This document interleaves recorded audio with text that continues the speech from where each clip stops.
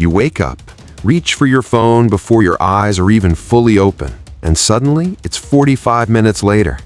You haven't brushed your teeth, you haven't made coffee, you've just fed your brain a stream of short videos, likes, and strangers' mornings while your own life sits untouched.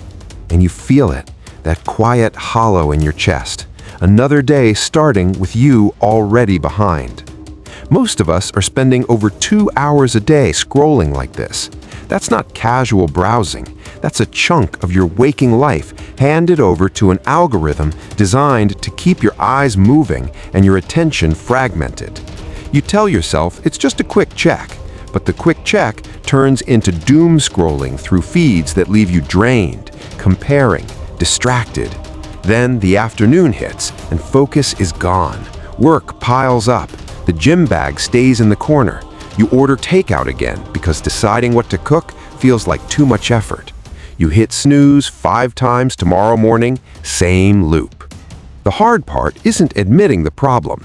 It's facing what the scrolling is really costing you.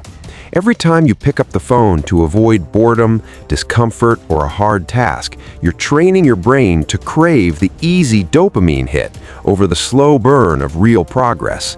Motivation fades because motivation was never the fuel. Discipline was. Discipline wins. Not because it's glamorous, but because it's the only thing that outlasts feeling like it. Think about your identity. You don't become the person who wakes up early, trains consistently, finishes what they start by waiting for inspiration. You become that person by choosing the uncomfortable action when everything in you wants to scroll instead. It's not about massive overhauls. It's the small, repeated decisions. Putting the phone in another room after 9 p.m., leaving it face down during meals, deleting the apps that steal the most time. Those choices stack. They reshape who you are.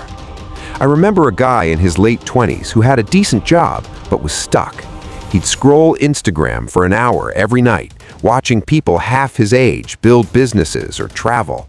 Then he'd lie in bed, feeling like a failure, promising himself tomorrow would be different.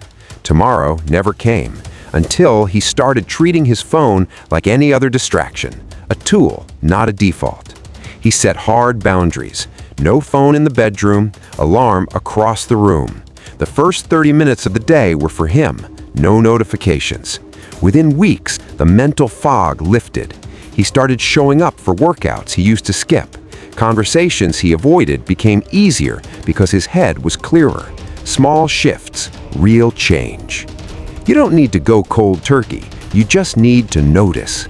Notice when the urge hits to open an app instead of facing the task. Notice how your energy crashes after 20 minutes of reels. Notice that the people you admire didn't get there by staying comfortable. They got there by owning their attention. This isn't about guilt, it's about honesty. Your life is being built or eroded by what you do in the quiet moments when no one's watching. The scroll feels harmless in the instant, but over months and years, it quietly redirects your trajectory. So ask yourself tonight, what am I choosing right now? Because every time you put the phone down and do the harder thing, you're not just saving time, you're claiming ownership, and ownership shapes your destiny. Discipline is a daily choice. Make it yours.